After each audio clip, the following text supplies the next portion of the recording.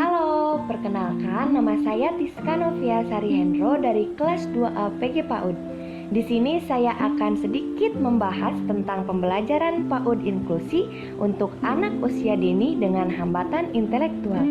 Video ini ditujukan untuk memenuhi tugas mata kuliah pendidikan inklusi yang diampu oleh Ibu Liza Susanti, SPD MSI.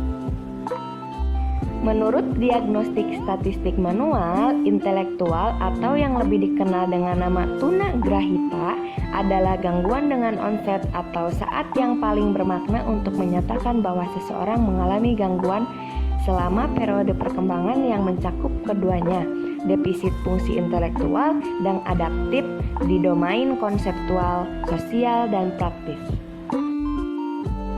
Defisit dalam fungsi intelektual meliputi kekurangan dalam penalaran, pemecahan masalah, perencanaan, pemikiran abstrak, penilaian, belajar akademik, dan belajar dari pengalaman, serta pemahaman praktis. Kesemuanya ini harus dikonfirmasi oleh asesmen klinis dan individu dan tes standar intelijensi. Defisit dalam fungsi adaptif menyebabkan kegagalan memenuhi standar perkembangan dan sosiokultural untuk kemandirian pribadi dan tanggung jawab sosial. Defisit adaptif berfungsi satu atau beberapa aktivitas kehidupan sehari-hari seperti komunikasi, partisipasi sosial, dan hidup mandiri di berbagai lingkungan seperti rumah. Selanjutnya ada klasifikasi. Klasifikasi dari hambatan ini adalah beranjak dari ringan, sedang, berat, dan sangat berat. Berdasarkan DSM, klasifikasi ringan yaitu IQ 55 sampai 70, sedang IQ 40 sampai 55, berat IQ dari 25 sampai 40, dan sangat berat IQ kurang dari 25. Selanjutnya ada karakteristik pada masa perkembangan masa bayi. 1. Gangguan fisik. Bayi dengan kelainan intelektual mungkin memiliki tonus otot yang buruk atau ketidakmampuan untuk mengkoordinasikan mengisap dan menelan, jarang menangis. Jika menangis pasti terus-menerus.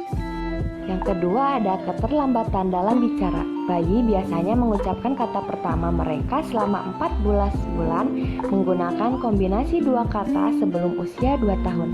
Namun untuk mereka kemungkinan terdapat tanda-tanda percakapan yang tertunda seperti ketidakmampuan untuk mengulang 3 suara hingga 6 bulan atau kurang mengoceh selama 5 hingga 9 bulan.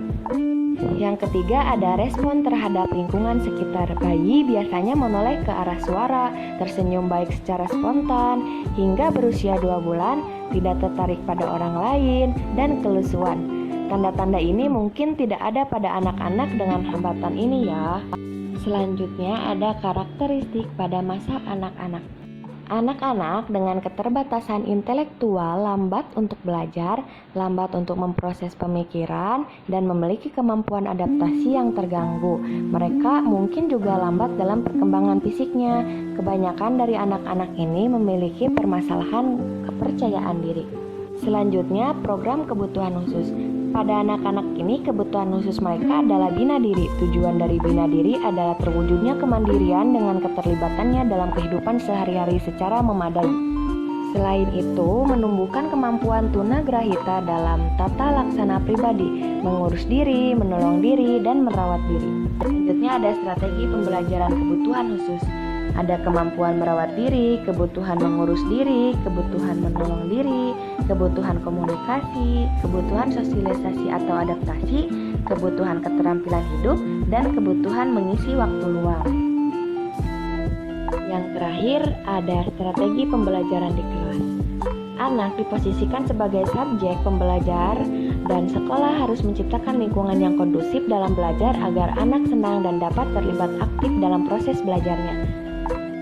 Lakukan pembelajaran dengan pendekatan joyful learning atau belajar yang menyenangkan. Kondisi dari anak-anak ini menyebabkan kemungkinan mereka agak terlambat untuk mengikuti pembelajaran di kelas. Dalam setting kelas inklusif, maka anak-anak ini perlu program pembelajaran individual atau PPI. Untuk anak-anak ini, paling tidak guru kelas memungkinkan harus dibantu oleh guru pendamping khusus. Sekian yang dapat saya sampaikan, mohon maaf bila ada kesalahan. Terima kasih.